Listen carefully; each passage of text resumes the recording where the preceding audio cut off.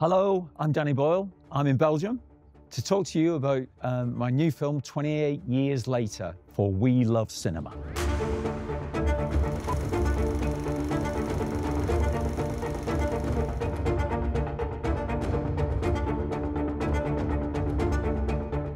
He wrote an original script for the 28 Years project, and we both liked it, but it didn't get any traction between us. I don't quite know how to express that. It's funny, you admire it, say, yeah, it's good, but you don't go, let's do it. And he went away, and he obviously felt the same thing I felt. We both felt the same way about it without really saying it. So, sort of when you have a relationship with these people, like screenwriters and actors, it's often unspoken.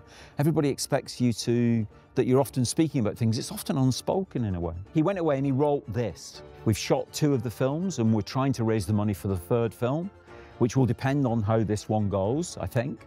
If it goes very well, we shouldn't have a big problem. So it's a very ambitious idea that we're trying to carry off. And I think we both felt immediately this was the story to tell. And to tell it, although each film stands individually, unique in its own right and satisfying in its own right, they are connected as well through characters. Yes, the first film is very raw, the look of it. We shot it on Canon XL1 cameras, which were semi-domestic cameras. They felt like it was a very appropriate response to the virus, which had immediately kind of ended all apparent civilization.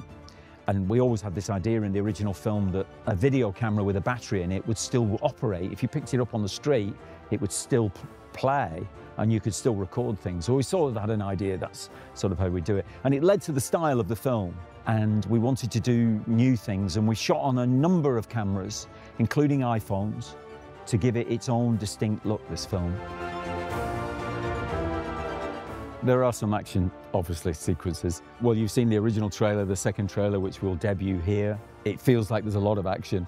There are contemplative moments in the film as well, where you sense the isolation and also the nature, really, because it's interesting, since we made the first film, when we all went through the COVID epidemic, it was interesting, people often reference the film, and I think that's certainly one of the reasons that the film has sustained its popularity, the original film, is partly because of, you know, when we went into COVID and the streets were deserted and, you know, things changed, people talked about how different everything was, and they also talked about how they could hear bird song. You know, suddenly you were much more aware of nature, was much more confident in its presence, really. So yes, you'll hear that in the film for sure.